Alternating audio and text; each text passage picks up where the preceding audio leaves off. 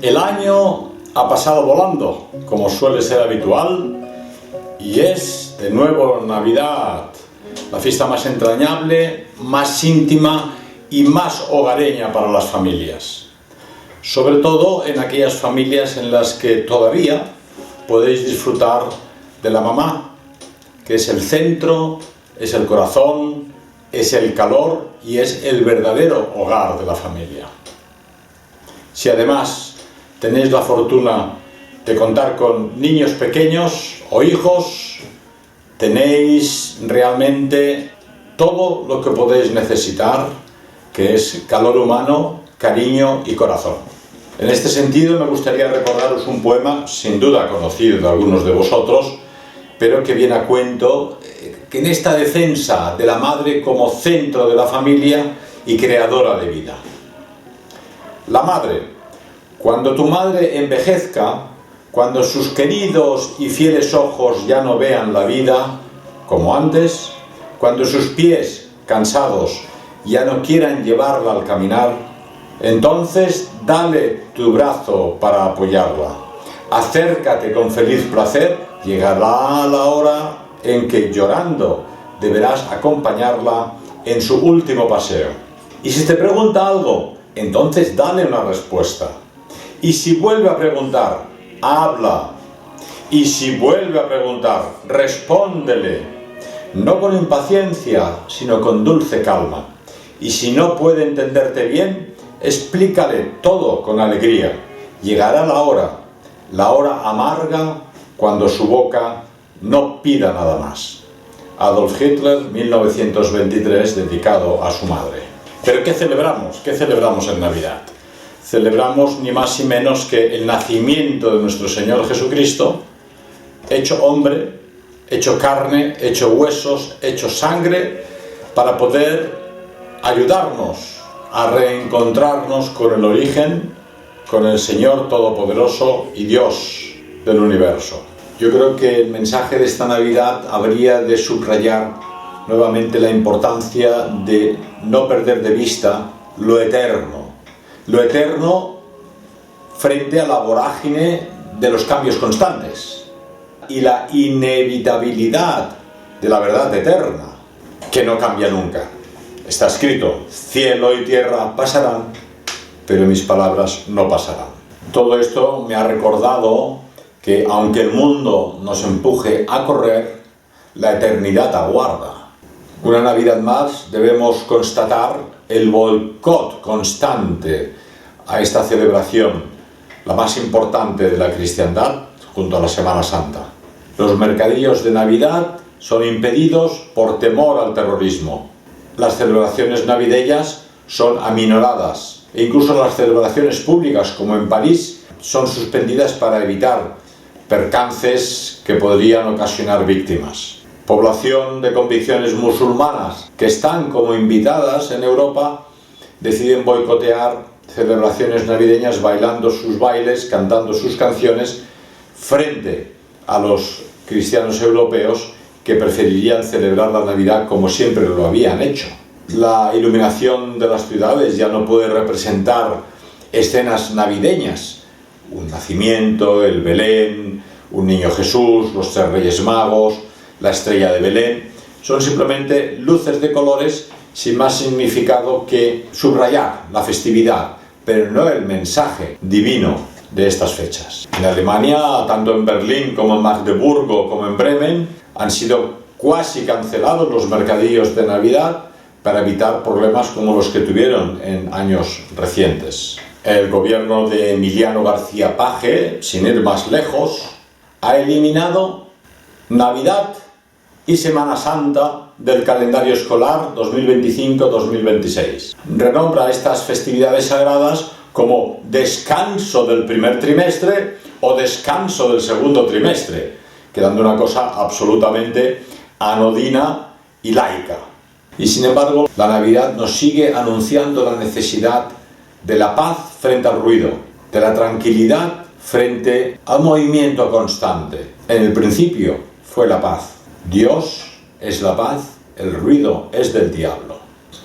Para describir el significado de la Navidad, no quiero yo hoy insistir en el tema, sino remitiros exclusivamente a la lectura de este nuevo libro recientemente publicado por Ediciones Janos de Zaragoza, Escritos sobre la Navidad, de Antonio Medrano, un especialista, un autor defensor de la tradición, que además había sido miembro fundador de CELAD en los orígenes wagnerianos de la organización. El libro acaba de ser publicado y no ha llegado aún a mis manos, pero sin duda no nos va a defraudar y solo puedo recomendaros. Escritos sobre la Navidad, Ediciones Janos de Antonio Medrano. Muchas cosas han sucedido a lo largo de este año, a nivel nacional y a nivel internacional.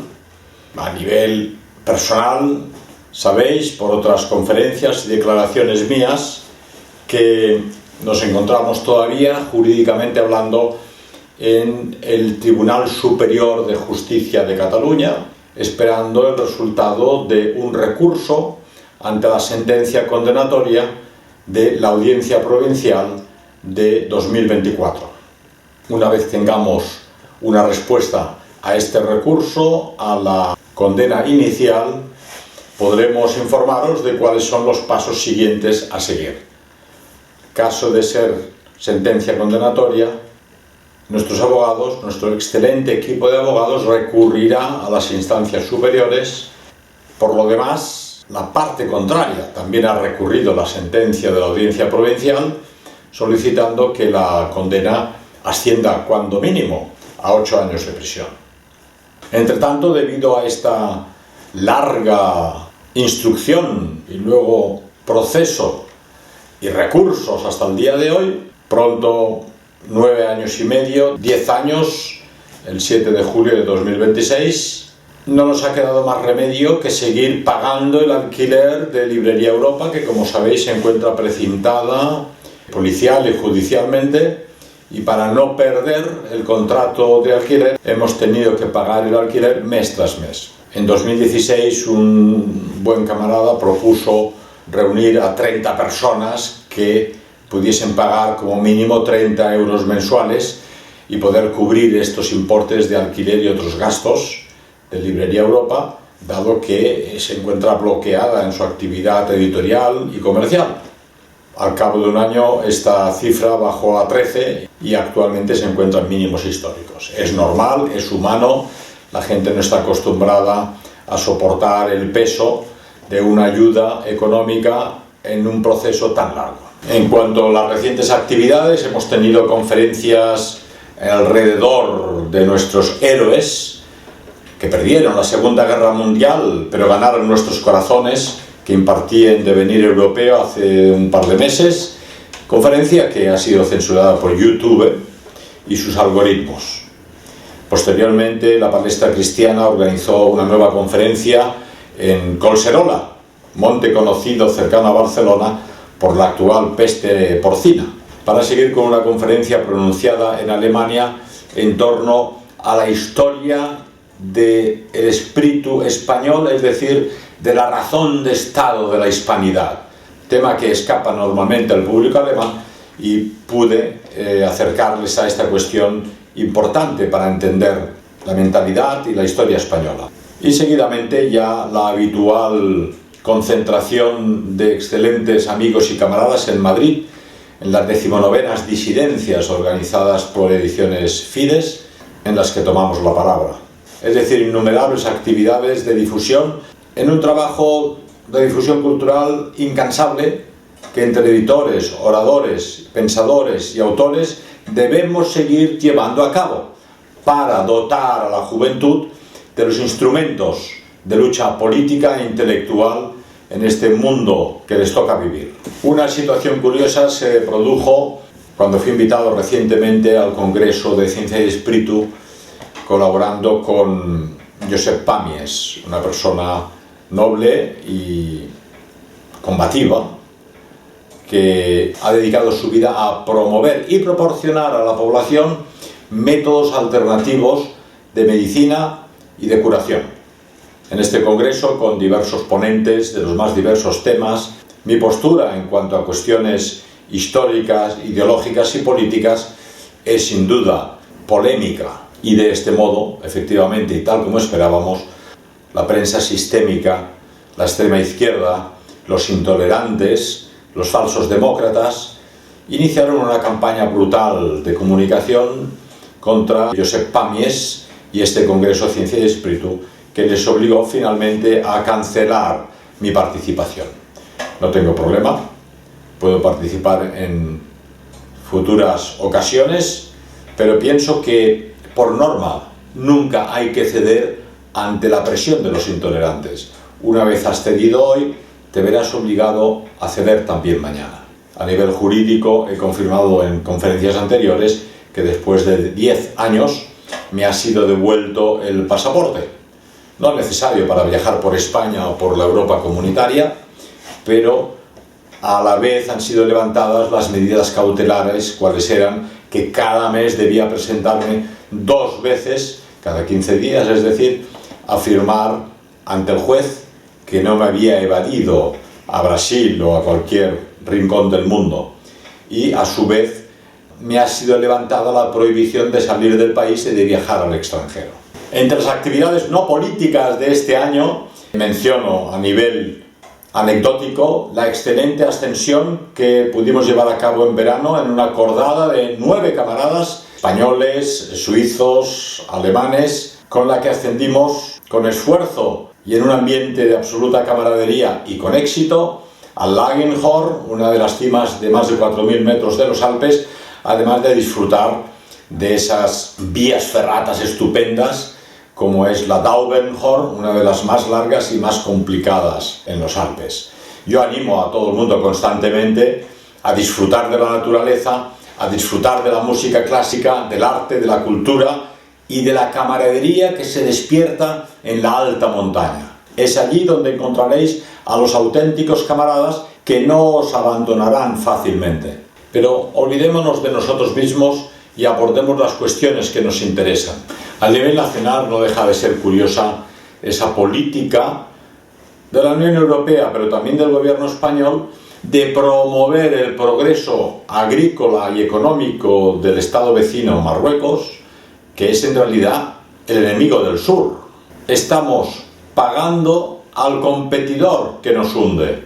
Cultivan sin controles, sin las exigencias sanitarias que nos impone la Unión Europea, sin aranceles y sin controles. Por otra parte, Fomento del Trabajo pide más inmigración, porque, según opinan, hace falta mano de obra. Es decir, exigen la llegada de millones de inmigrantes para que el capitalismo pueda abaratar los costos laborales y explotar a estas personas que vienen del tercer mundo y que ponen en entredicho la homogeneidad y la identidad de la nación española. La prosperidad económica de inmigrantes o de la macroeconomía no es más importante que la subsistencia de la identidad de la nación española. Si España no tiene los suficientes niños, los suficientes bebés, el número necesario de jóvenes en edad laboral, pues reducimos el tamaño de la economía, porque el pueblo español seguirá subsistiendo en el futuro cuando decida volver a tener niños. Si por el contrario supeditamos la existencia de España a las necesidades del capitalismo globalista y de los grandes empresarios desinteresados en la homogeneidad de la sociedad, entonces estamos cometiendo un crimen contra el propio pueblo. En este sentido ya es oficial, España alcanza la cifra récord de 6,9 millones de inmigrantes extranjeros, el 14% de los cuales son marroquíes.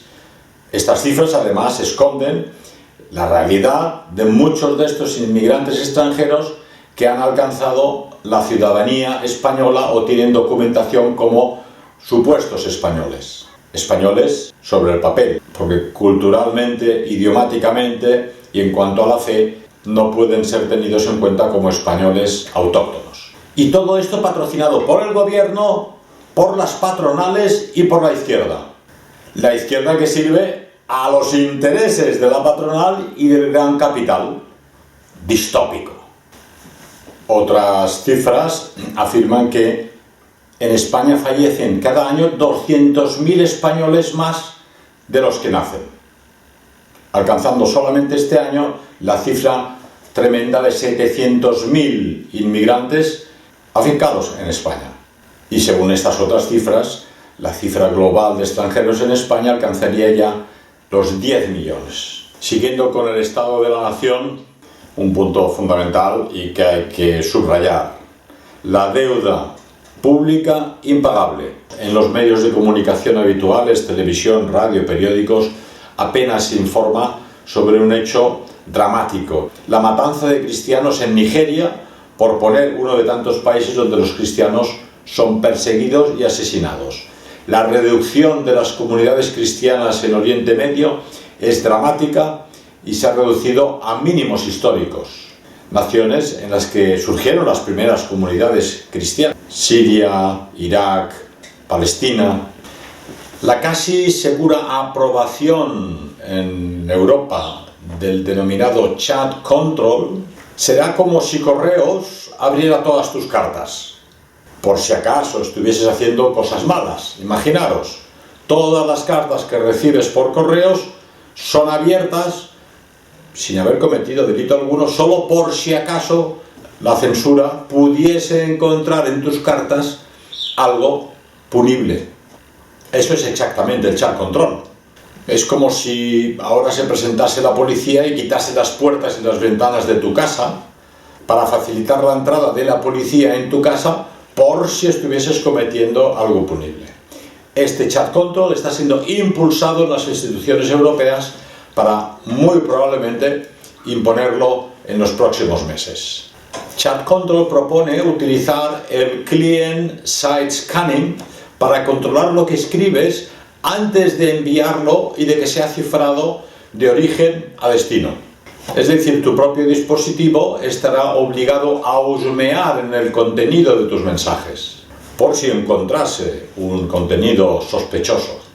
Lo llaman Chat Control 2.0 como un medio de proteger a la infancia, pero en realidad se trata del método de vigilancia a largo plazo. Sientan las bases a la mayor infraestructura permanente de vigilancia de los ciudadanos. Una vigilancia masiva como jamás ha existido. Si esta medida finalmente pasa todos los controles europeos, al final WhatsApp, Telegram, Google, Facebook serán convertidos en vigilantes obligados de nuestras conversaciones privadas. Todo por nuestro bien, todo por nuestra seguridad.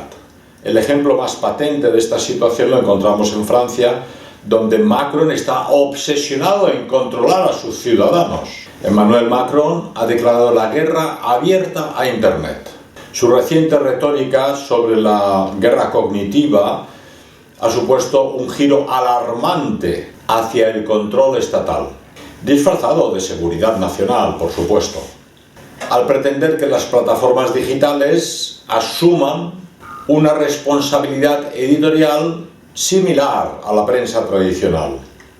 Un Internet de naturaleza descentralizada y propone una censura express, inmensamente peligroso para la libertad de expresión, como podéis adivinar. Sus propuestas van desde prohibir a los menores de 15 años la utilización de las redes sociales mediante la identificación digital y el borrado de contenidos en 48 horas. Tratan a la población como una población vulnerable que debe ser controlada y protegida, entre comillas, por el Estado. Esta visión paternalista transforma el debate público en un campo de batalla donde el gobierno se erige en el árbitro de la verdad. De forma muy similar se está implementando en Estados Unidos esta legislación KOSA, Kids Online Safety Act, es decir, una decisión legal de proteger a los niños de contenidos peligrosos. Pero evidentemente esta normativa pone en entredicho la libertad de todos, no solo de los niños. Es decir, vigilancia digital y censura de facto, al obligar a los usuarios a mostrar documentos y datos personales para acceder a las plataformas. Estas leyes en Estados Unidos evidentemente erosionan la privacidad individual. al dejar en manos del Estado o de las grandes tecnológicas qué contenido es permisible o no, se abre la puerta a la autocensura y al control de ideas, afectando especialmente a los contenidos críticos con el sistema. La promesa de proteger a los jóvenes se convierte así en la excusa para un Internet controlado, donde el anonimato, la privacidad y la libertad de expresión quedan comprometidos.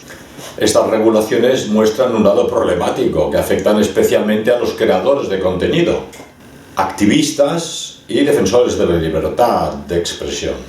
Siguiendo con Francia y con Estados Unidos, en Canadá, por ejemplo, en la ciudad de Edmonton se han instalado cámaras de reconocimiento facial, convirtiéndose en la primera ciudad que controla, al igual que en China, a sus ciudadanos, todos sus movimientos, un salto tecnológico que muchos consideran un retroceso democrático.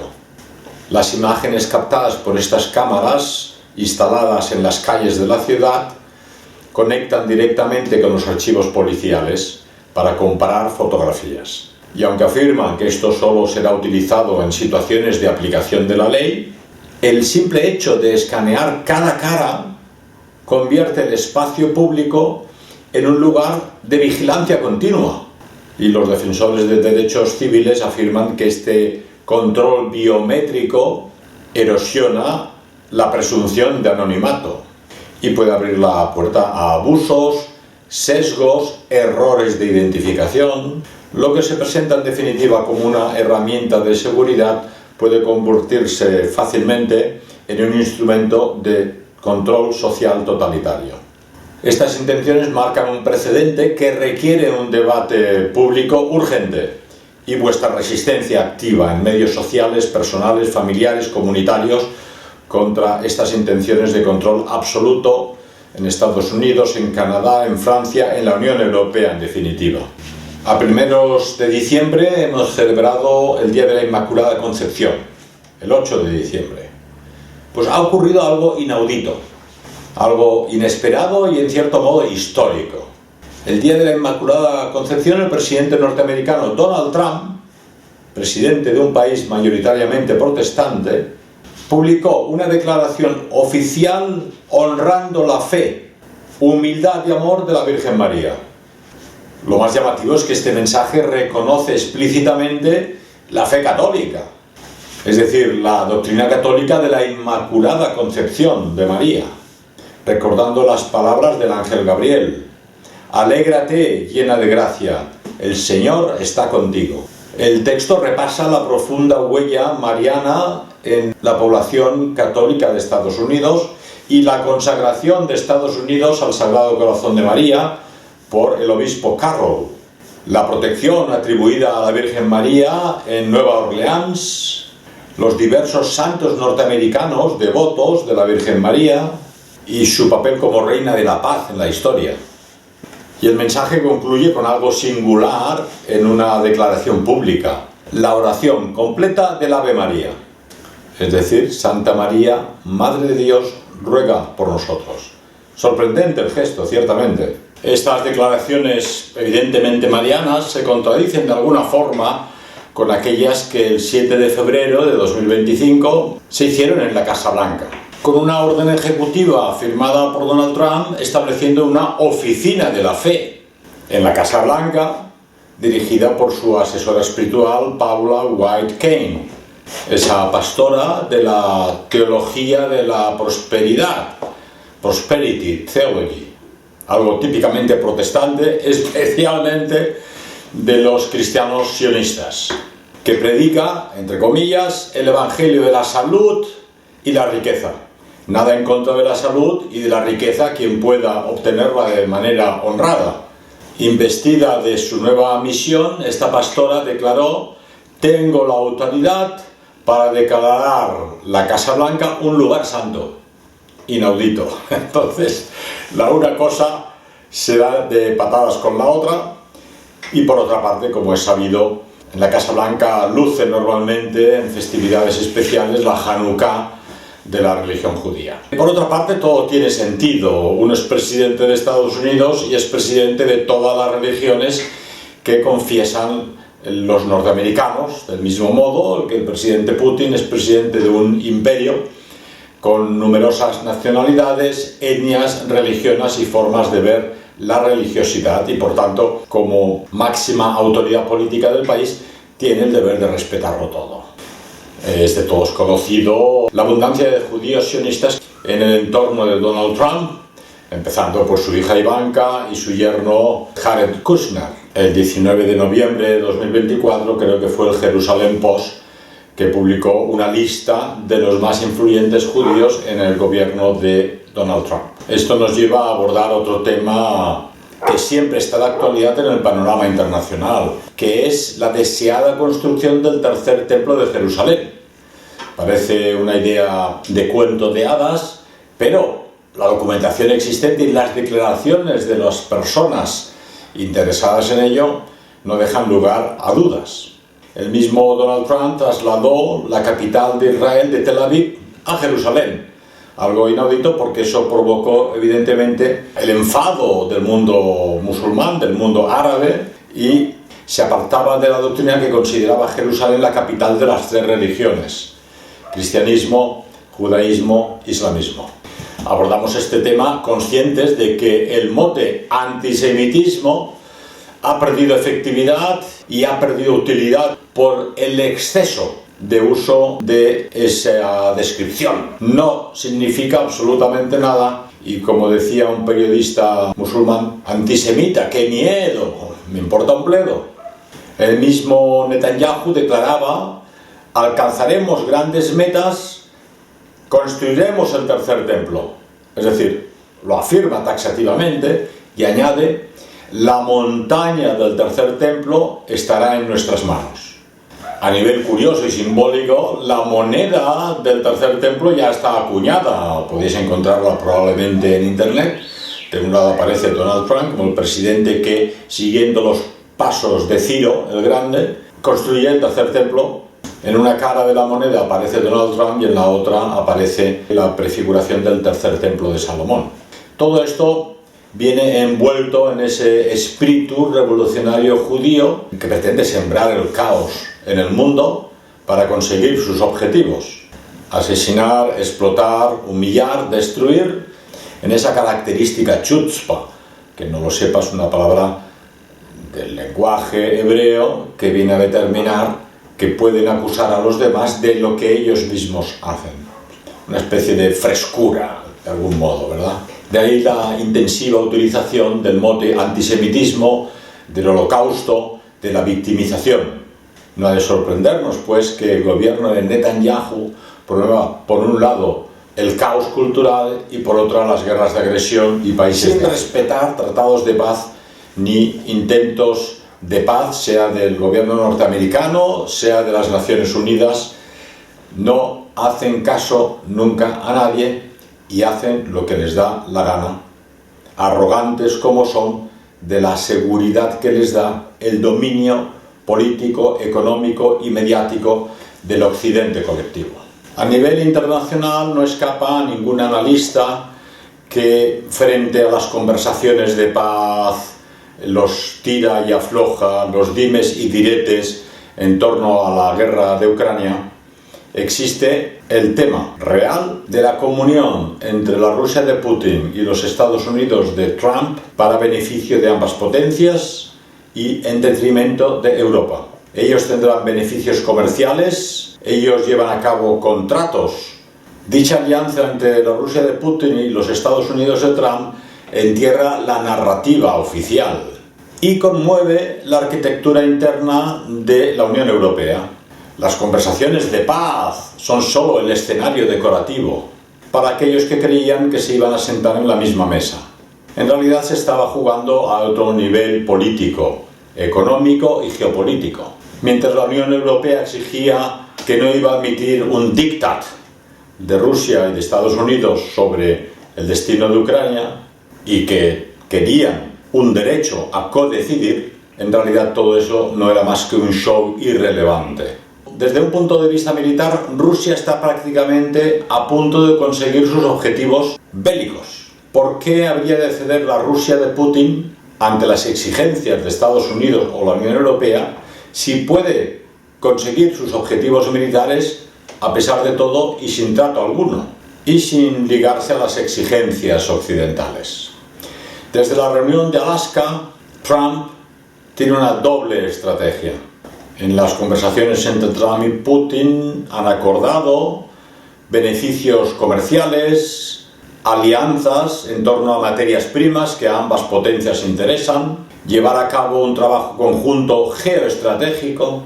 Es decir, para los norteamericanos se trata de deals, provecho, cooperación y conquistar nuevos mercados. Es decir, todo se basa en su estrategia en ganar dinero y no a la guerra. Les interesa más ganar dinero que hacer la guerra.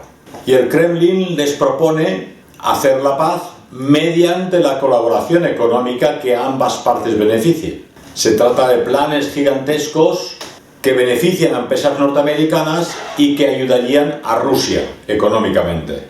Y mientras tanto la Unión Europea se autoestrangula económicamente, se dispara un tiro en el pie, las empresas norteamericanas se benefician y expulsan cada vez más del negocio a las empresas europeas que se ven obligadas a pagar precios carísimos de la energía y adquirirla a Estados Unidos.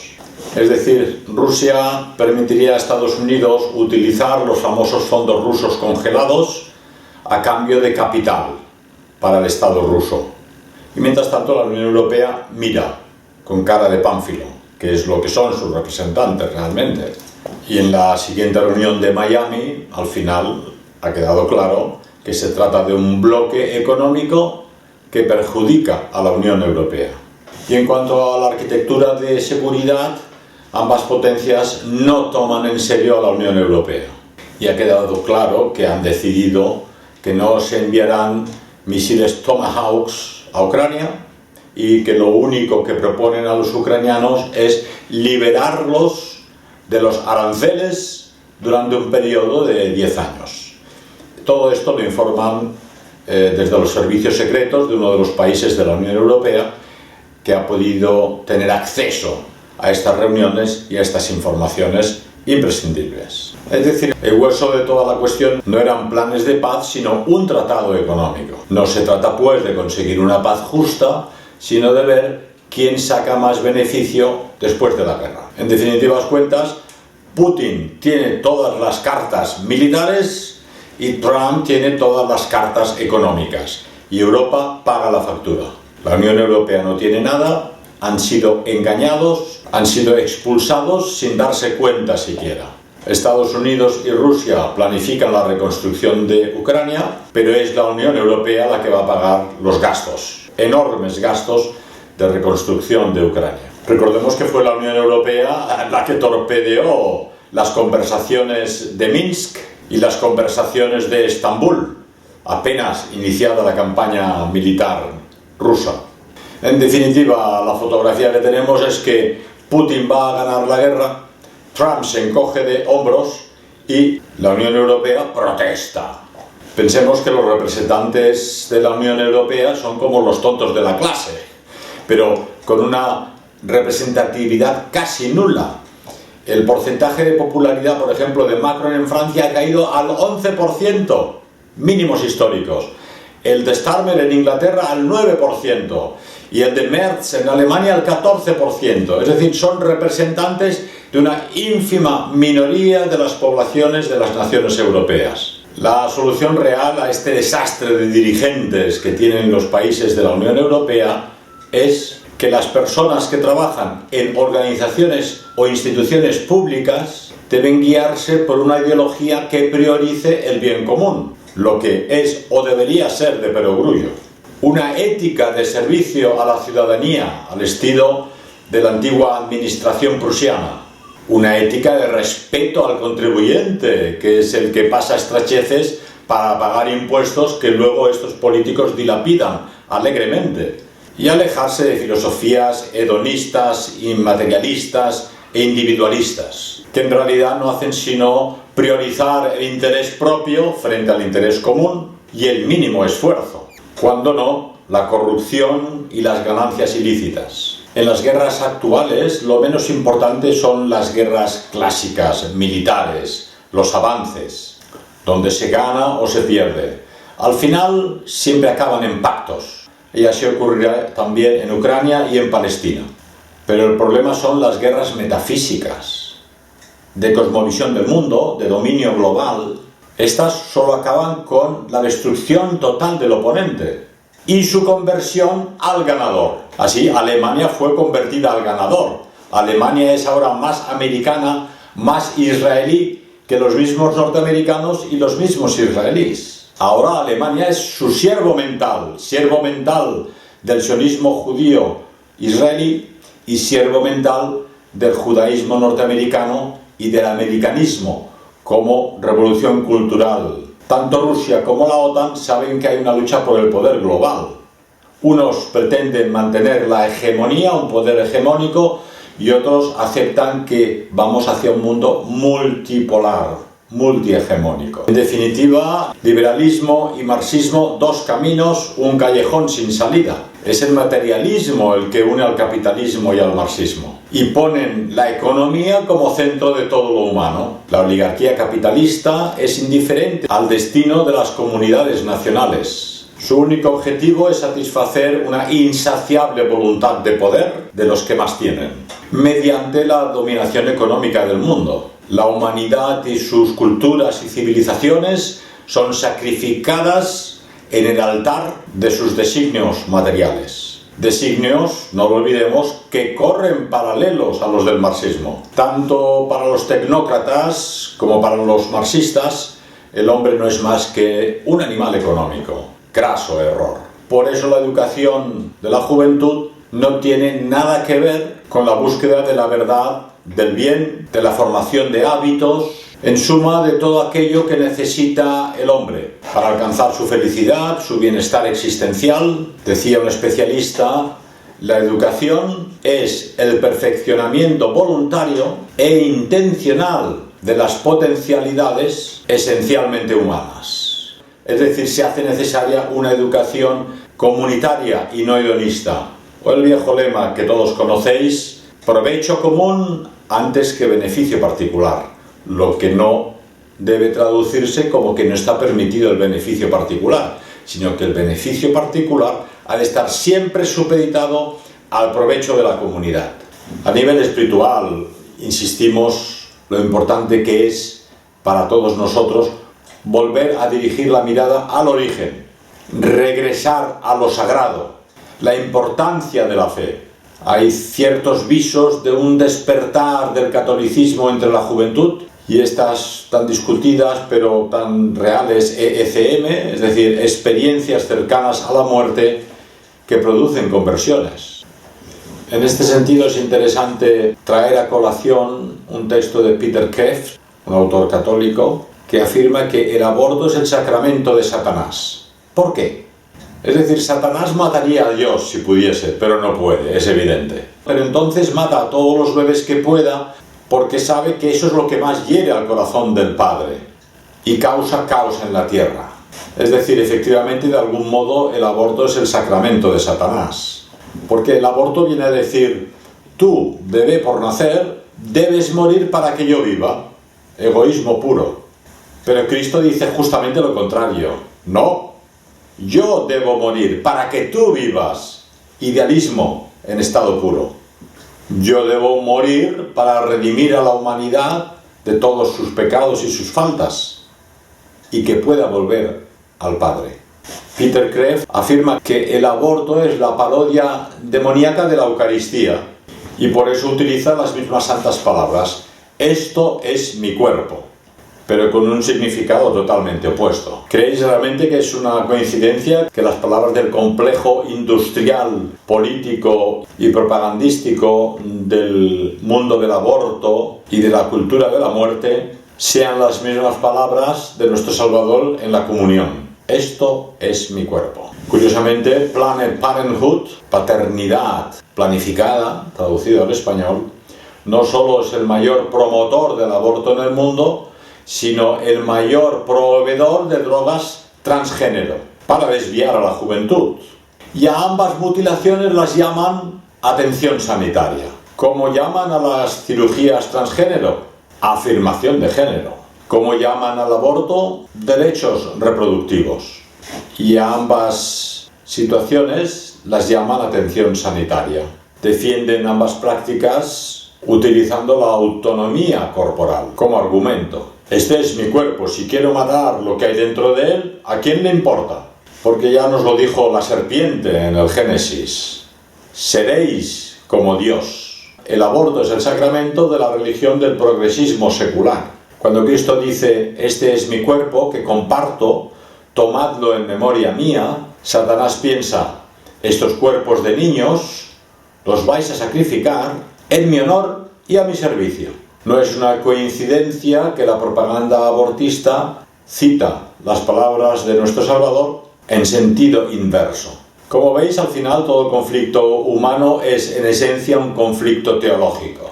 El tema decisivo de la actualidad política europea es, sin lugar a dudas, el multiculturalismo, que está poniendo en entredicho la misma existencia de las naciones europeas.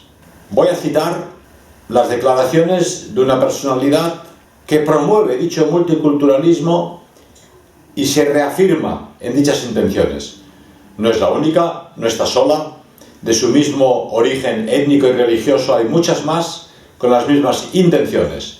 Pero como estas declaraciones existen en Internet y podéis escucharlas fácilmente sin que nadie os lleve a engaño, voy a recordarlas. Bárbara Lerner-Spectre es profesora de filosofía, fundadora y directora de Paideia, Instituto Europeo de Estudios Judíos en Suecia. Trabajó en el Instituto Shalom Hartman de Jerusalén. Casada con Philip Spectre, rabino oficial en la Gran Sinagoga de Estocolmo y gran rabino de Suecia. Declaraba ya antes de 2015 en una entrevista televisiva: creo que hay un resurgimiento del antisemitismo porque Europa todavía no ha aprendido cómo ser multicultural. Y creo que vamos a ser parte del impulso a esa transformación que debe ocurrir. Europa no va a ser esa sociedad monolítica que fue una vez en el siglo pasado. Los judíos van a estar en el centro de todo esto, afirma Bárbara Spectre. La transformación que Europa llevará a cabo será enorme. Ahora está entrando ya en un modo multicultural y los judíos serán mirados con resentimiento debido a nuestro papel de liderazgo. Pero sin ese liderazgo y sin esa transformación, Europa no sobrevivirá. Se trata, pues, de un plan preconcebido, no de una casualidad. Acto seguido, la señora Angela Merkel pronunciaba un discurso ante el Knesset israelí afirmando que estaba orgullosa de poder hablarles en el idioma materno, es decir, hebreo. Y acto seguido, la señora Angela Merkel abre las fronteras a esta invasión multicultural y multirracial que azota Europa. Recordemos en este sentido algunos datos que podéis encontrar en Wikipedia sin problema. Por ejemplo, la píldora contra la natalidad, inventada por un señor denominado Gulden Pincus, nacido en una familia judía, según Wikipedia. El aborto, promovido por Fania Mindel, nacida en Minsk, de unos padres judíos, según Wikipedia. Hoy el individualismo hace que el pueblo ya no exista. Solo hay individuos. No hay sentido popular. No existe un sentido comunitario. Y casi nadie está dispuesto a luchar y a morir por ese pueblo que no existe, por ese pueblo que no importa. Y la prueba la tenéis en los hechos, la violencia y las etnias. Ningún medio de comunicación pretende aceptarlo, pero nadie expone los datos reales. El verdadero problema de la mayor violencia reside en la heterogeneidad de las poblaciones de los países occidentales. La jueza Magali Lepage, en una sentencia impactante, señaló recientemente que algunas comunidades cometen más delitos que otras. Por lo tanto, no es la pobreza ni la constitución política de una ciudad la que explica la delincuencia y la inseguridad, sino su composición étnica. Entendedme bien, yo lo que conmino es hacer nuestra aquella frase del Dr. Goebbels de que reconozcamos lo bueno antes de ver siempre lo malo. Por ejemplo, es evidente que Donald Trump tiene muchas facetas negativas que no nos interesan, que son destructivas para Europa y que boicotean la prosperidad económica de Europa. Para los norteamericanos probablemente lo que hace Donald Trump es positivo. Pero recientemente ha hecho unas declaraciones en torno a la inmigración multicultural a los países occidentales con la que podríamos estar perfectamente de acuerdo, afirmando que estas personas deberían volver a su lugar de origen, trabajar duro para transformar sus países y hacerlos prósperos, y no intentar colarse a Europa, a Estados Unidos y a los países de cultura cristiana blanca para aprovecharse de ellos, importando además muchos de los problemas que heredan por su propia cultura y su propia religiosidad y su propia mentalidad. Donald Trump ha hecho una defensa a ultranza de la familia y de los niños y se ha enfrentado a toda la ideología woke.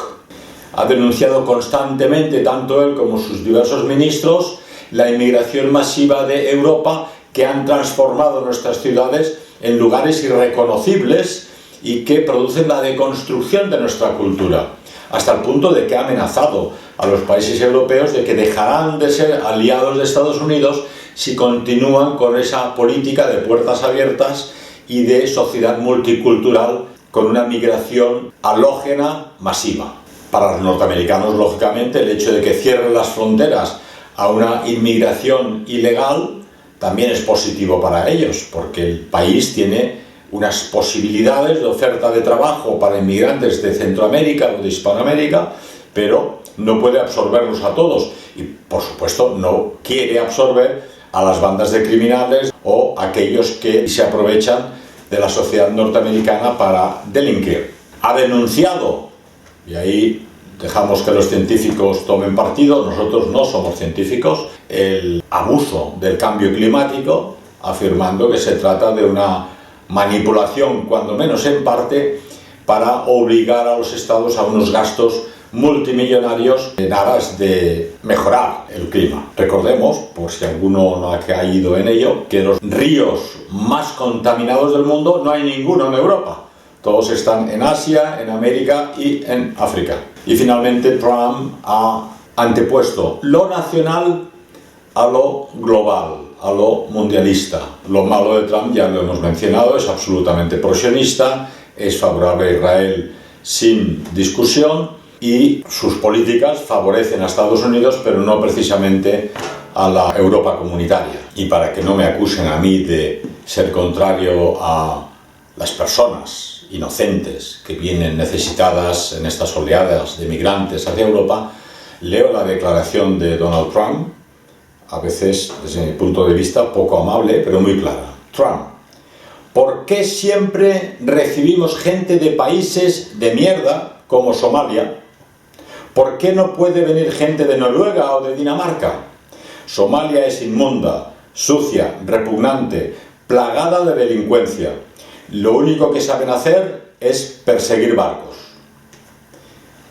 En este sentido, recuerdo que en la conferencia que di sobre nuestros héroes, el autor del libro, que había sido guardia de seguridad en uno de los barcos atuneros vascos que transportaban cerca de las costas de Somalia, declaraba efectivamente que los piratas somalíes secuestraban barcos para exigir indemnizaciones económicas al Estado español.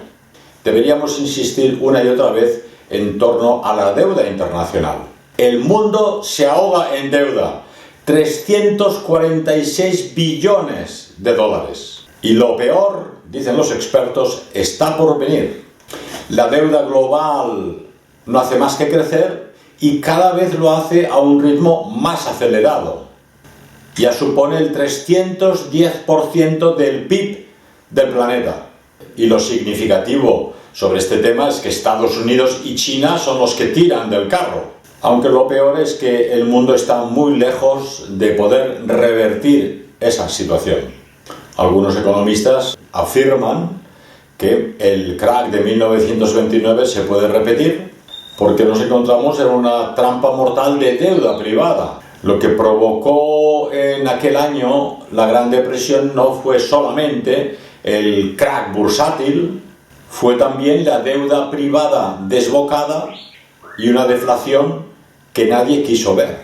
Sobre este tema he insistido en diversas conferencias, pero no deja de ser sospechoso que el colapso de los países occidentales se lleve a cabo simultáneamente en todos ellos, en diversos continentes. Están colapsando exactamente al mismo tiempo y de la misma manera. Se llama declive planificado y está siendo planificado deliberadamente. Recordemos que Vance, ya en febrero del pasado año, en Múnich, declaró una guerra ideológica contra la Unión Europea. Una Europa abrumada por la inmigración masiva y presa de una amnesia colectiva.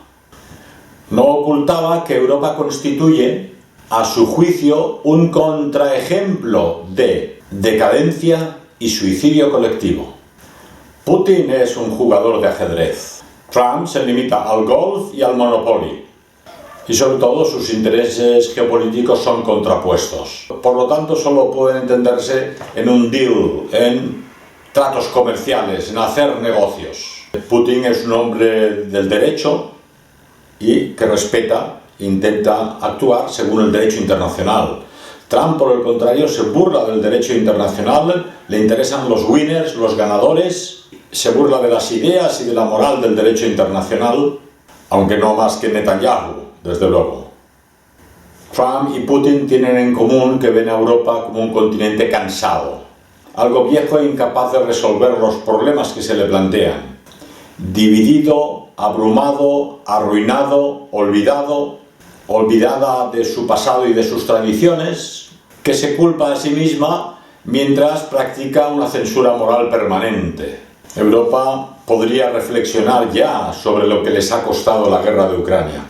Han malgastado 150.000 millones de euros, que pagaremos los contribuyentes. Han perdido el acceso al gas y al petróleo ruso baratos. Han perdido también decenas de miles de millones de euros en inversiones en Rusia. Y han aceptado, sin decir palabra, el boicot y destrucción del gasoducto Nord Stream. Pero aún se imaginan que pueden dar a Ucrania garantías de seguridad y hacer que se puede continuar con la masacre. Es el momento de recordar un excelente proverbio georgiano. El cordero se pasa toda su vida con miedo al lobo, pero al final es el pastor el que se lo come. El lobo sería Putin y el pastor es la Unión Europea. Los europeos son hoy los hombres enfermos del planeta, enfermos mental y anímicamente. No soy pesimista ni optimista, simplemente intento entender lo que va a ocurrir. En el marco de todas las barbaridades y desastres económicos, políticos y sociales a los que el gobierno socialista de Pedro Sánchez ha empujado a España, reconozcamos algo positivo, que han boicoteado la participación de España en Eurovisión, dado que Israel, un país no europeo, sigue participando en Eurovisión a pesar de sus crímenes y el genocidio que perpetran en Palestina. Se dieron prisa en expulsar a Rusia de Eurovisión, dada la operación militar especial. Pero no se dan prisa alguna en expulsar a Israel de esta simbólica puesta en escena musical que en realidad no deja de ser una palestra política. Entre los signos positivos, solo tenéis que daros cuenta, escuchando, el cambio cada vez más radical y más claro de Tucker Carlson desde que fue expulsado de la cadena Fox y emite ahora de forma independiente con mayor éxito si cabe, y de Nick Fuentes, el enfant terrible de los medios de comunicación norteamericanos, que cada día habla más claro. Como contraste, acaba de escribirme Stanislav, un buen amigo ruso que vive en Barcelona y que ha ido después de muchos años de regreso a Rusia actualmente, y me escribe que tanto en San Petersburgo como en Moscú no se ven negros ni se ven moros. Todo lo que ves por las calles son rusos auténticos. Es más, no hace muchos años se veían personas que venían de los países del Cáucaso a estudiar a San Petersburgo y a Moscú, y ahora tampoco se ve a estas personas inmigradas del Cáucaso a las ciudades rusas.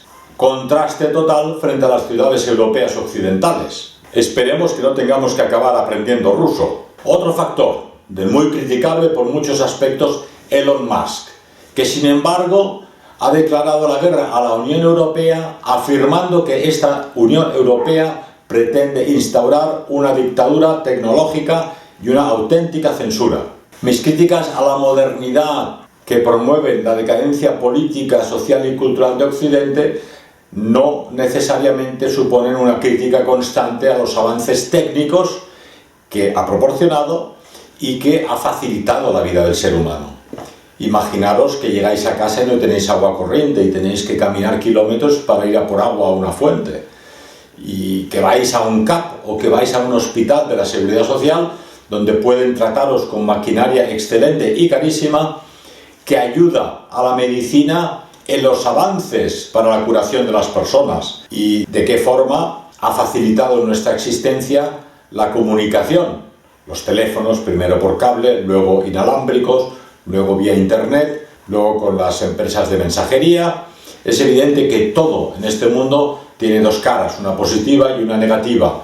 Estar todo el día con la pantalla y escribiendo WhatsApps supone no estar presente con las personas que tienes cerca, pero a su vez nos permite una comunicación rápida y fácil con tantas personas, con muchas más personas de las que teníamos anteriormente escribiendo cartas en papel y con pluma. Por cierto que una de las desventajas será que si bien hoy en día podemos informarnos, documentar, leyendo las cartas que en su día escribiera von Braun, Bach, Beethoven o Mozart, en el futuro no habrá cartas en papel que puedan ser consultadas, porque hoy en día toda la comunicación es rápida, es electrónica y desaparece en el fondo de la nube para no ser reencontrado nunca más. Yo observo pues en el mundo una creciente resistencia de algunos medios de comunicación, de ciertas personalidades y de las poblaciones sencillas. Veo también que de alguna forma en el caos espiritual de Occidente va creciendo aquí y allí el interés por la fe, y veo aquí y allí cada día más actores sorprendentes porque no estaba previsto que actuaran de este modo. Josep Pàmies, el campesino leridano que me invitó a una conferencia que finalmente debió ser suspendida, optimista como es, afirmaba: vivimos una actualidad acojonante, una palabra muy española para describir que nos adentramos en un cambio sin precedentes que no solo conduce a vías de garaje y a una situación negativa, sino posiblemente también a un camino de luz y prosperidad espiritual, no solo material. Como contrapartida a ese deseo de la izquierda sistémica de aniquilar a Franco de la memoria colectiva española y de la historia, ha aparecido ahora una película, Franco, que defiende la realidad de Francisco Franco y su obra. Es cierto, el enemigo intenta destruir ese símbolo de la cristiandad española, cual es el Valle de los Caídos, construido efectivamente en el régimen de Franco, para unir a los españoles que habían luchado en bandos enfrentados y adentrarlos en una nueva era de paz.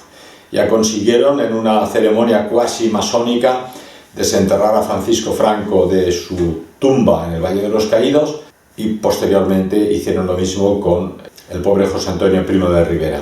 Ahora pretenden resignificar el Valle de los Caídos, intentar descristianizarlo y hacer una especie de monumento en memoria del Holocausto o en memoria democrática de las víctimas del franquismo. Pero se olvidan siempre de las víctimas del bando republicano, que no fueron pocas.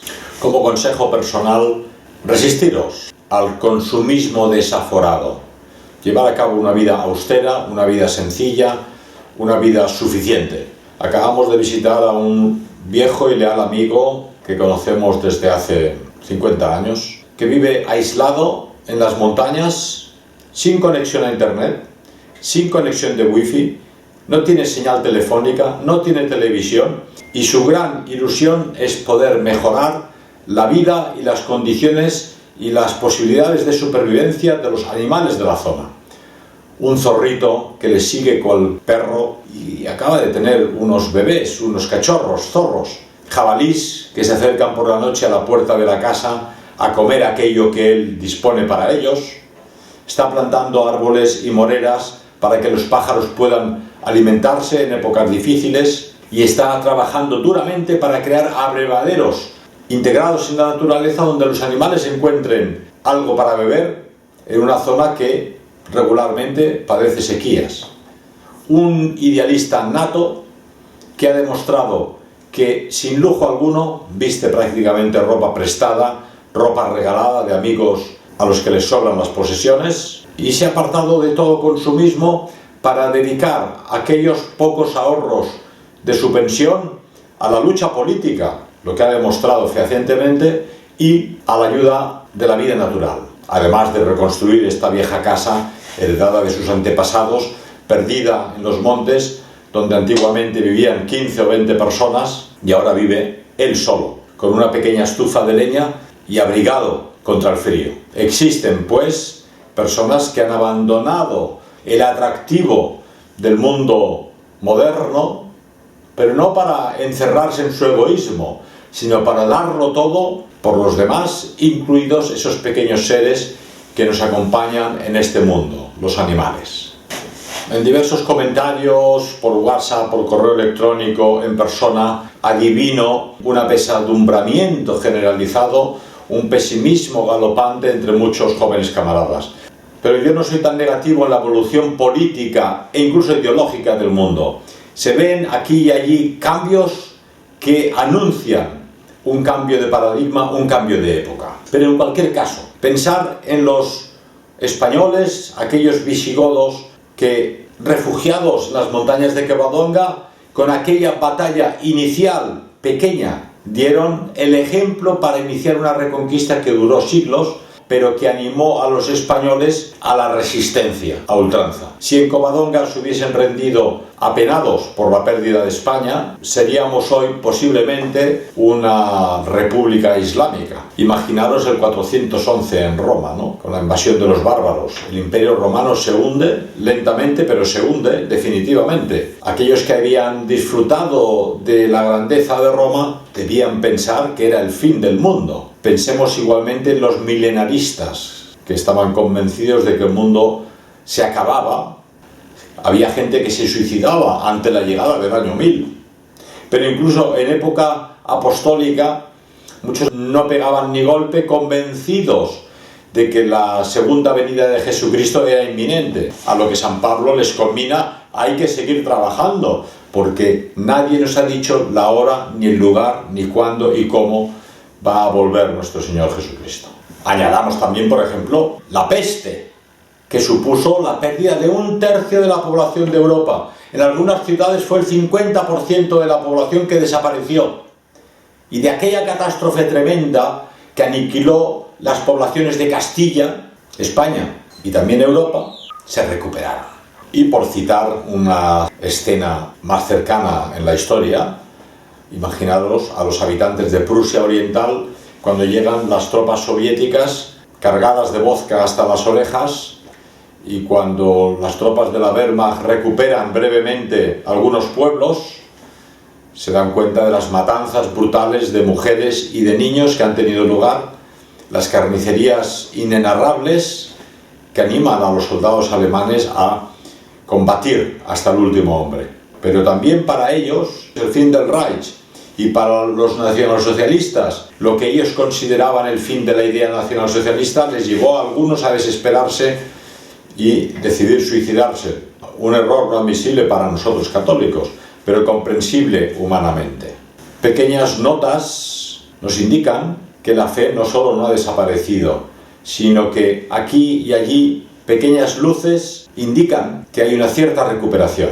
Por ejemplo, la devoción a San Charbel, este santo libanés que tiene cada día más devotos y que, según declaran, ha sido responsable de más de un milagro. A su vez, Casos anecdóticos, como esta chica, la cantante moderna Rosalía, que mezcla varios estilos, pero de alguna forma influenciada por lo que ella vivió de pequeña en casa de su abuela con sus padres, ha aportado una imaginería religiosa impensable hace unos pocos años para una cantante de moda en los tiempos actuales. Curiosamente, la izquierda, la extrema izquierda, los partidos del sistema se han empeñado en resucitar a Franco. No hacen sino promover el interés de la juventud, incluso de los muy jóvenes, en esa figura histórica de la historia de España, que falleció nada menos que hace 50 años y que las jóvenes generaciones no han conocido, ni para bien ni para mal. Pero las estadísticas y las encuestas demuestran el interés de los adolescentes en la figura de Franco, e incluso se atreven a opinar que aquel tiempo pasado fue mejor que el actual, algo inaudito que debe provocar la bilis en aquellas instituciones y aquellas personas cuyo interés ha sido dilapidar cualquier recuerdo de la obra de Franco, cuyo más importante avance desde mi punto de vista, y según él mismo confesó en sus últimos tiempos de vida, fue que creó la clase media para España. Los jóvenes y muy jóvenes empiezan a conocer la verdadera historia de España. Por ejemplo, las alucinantes cifras de crecimiento demostrables, la ausencia de parados, la real inexistencia de impuestos, no se pagaban prácticamente impuestos para las rentas personales, y la fácil adquisición de la vivienda. Y debajo de esas realidades macroeconómicas existía algo más importante: el sentimiento de identidad, de arraigo, de pertenencia a una nación histórica orgullosa de su pasado hasta ese momento. Las cosas no fueron bien, pero de haber ido bien, aquella situación de la España de Franco en los años 70 indicaban que había un futuro próspero y por lo tanto grande, noble, elevado. Decía recientemente un autor al que he leído que la grandeza de alma y la altura de miras, dos cuestiones que hoy en día hemos olvidado totalmente, era lo que andaba debajo de aquel pálpito que, según el autor, anidaba lo sagrado, lo elevado. O sea, es un hecho cotejable que el franquismo, primero, ganó la guerra, y segundo, trajo la prosperidad, y tercero, el apaciguamiento de los enfrentamientos entre españoles que hasta el día de hoy guardan la memoria de los más mayores. Algo lamentable. Pero sin embargo el franquismo fracasó una vez conseguida la construcción de aquella clase media, fracasó en el mantenimiento de lo sagrado, del espíritu trascendente necesario para que una comunidad mantenga dichos valores y prospere realmente. Como cita este autor, el franquismo dilapidó, consciente o inconscientemente, cualquier ideal de belleza y de grandeza en aras de la prosperidad y el desarrollismo que construyó tantas viviendas para los españoles que hoy no pueden adquirir una vivienda ni siquiera alquilándola. Este articulista de El Manifiesto afirmaba la esperanza de que esa llamada generación Z, que se decanta claramente por el patriotismo y el iliberalismo, tenga el olfato que no tuvieron los boomers que constituyeron la oposición antifranquista inconscientemente de lo que se les vendría encima una vez finiquitado el régimen. A nivel editorial no quiero dejar de recomendaros este magnífico libro, Los peligros de la belleza, de Michael Jones, un autor católico norteamericano, publicado afortunadamente por el amigo Luis Álvarez Primo en Argentina en una bellísima edición, y para poder ayudarle a continuar con Ediciones Fidelidad y estos planes editoriales magníficos, no puedo sino recomendaros que lo consigáis escribiendo directamente a Ediciones Fidelidad en Buenos Aires. Y no querría terminar este mensaje de Navidad sin recordar a tantos amigos, jóvenes y camaradas que nadan entre la desesperación y la desesperanza, que la fidelidad, aunque aparentemente inútil, es una forma de victoria, en un tiempo en el que se exalta el olvido y la mentira. Y recordemos lo que hemos dicho al principio. Todas las conspiraciones, también esta, a la que nos enfrentamos, tienen un trasfondo trascendente, es decir, un fondo espiritual. Seamos, pues, la voz de los que no reniegan. Ni la fama, ni el poder justifican nuestra existencia. Que luchar por el bien, la verdad y la belleza sea la meta. Y siempre recuerdo aquella bella expresión de León Degrelle, amigo, camarada, jefe y ejemplo: amar y perdonar. La vida no tiene otro sentido, Dios no tiene otro sentido. Porque efectivamente la conspiración contra el amor es la peor de todas las conspiraciones, porque destruye la esencia misma del ser humano. Como he dicho ya en alguna conferencia, la madre de todas las batallas, la madre de todas las conspiraciones es la conspiración contra el origen sagrado del hombre, la creación, la naturaleza, es decir, la conspiración contra Dios. Leía estos días un artículo del doctor Joseph Goebbels, Der Einsatz des eigenen Lebens, la propia vida, en el periódico Das Reich, el 15 de abril de 1945, apenas 15 días antes de abandonar este mundo. Mi llamamiento es a todos aquellos que consideran el honor de su pueblo más alto que sus propias vidas. Deben cumplir con su deber, sin preocuparse por sí mismos ni por sus bienes. El silencio es un pecado cuando uno debe hablar. Un pensamiento que debemos hacer nuestro. Muchos optan por el silencio por miedo a hablar, pero el silencio es un pecado cuando uno debe hablar. Debemos superar la apatía y el cansancio y desafiar la pasividad, probarse a sí mismos mediante hechos y demostrar nuevamente su firmeza interior y exterior ante las dificultades. De lo contrario, perderás tu honor y tu buen nombre. Este es el fundamento de nuestro trabajo para nosotros y para nuestro pueblo. Debemos todos y cada uno de nosotros, sin emoción, jurar sacrificarse antes que aceptar el yugo de la esclavitud. Mejor arriesgarlo todo que rendirse. Creo que estas palabras, escritas en momentos tan dramáticos y críticos para la existencia del pueblo alemán, son sinceras, y en ellas el doctor Goebbels anima al pueblo alemán en ese momento, a los lectores del periódico Das Reich, a la resistencia a ultranza. También yo, desde este humilde mensaje, os animo a una resistencia a ultranza contra los enemigos de la humanidad y aquellos que quieren destruir vuestro país, vuestro pueblo, vuestra nación y vuestro destino.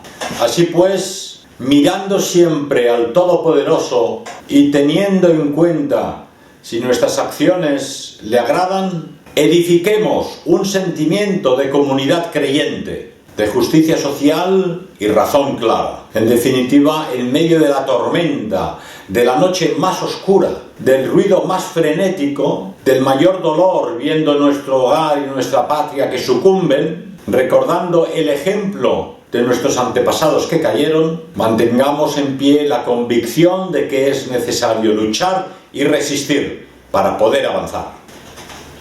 Me gustaría finalizar con unas declaraciones de Gianluca Iannone, fundador de Casa Pound en Roma. Este libro habla de nosotros, pero también de vosotros.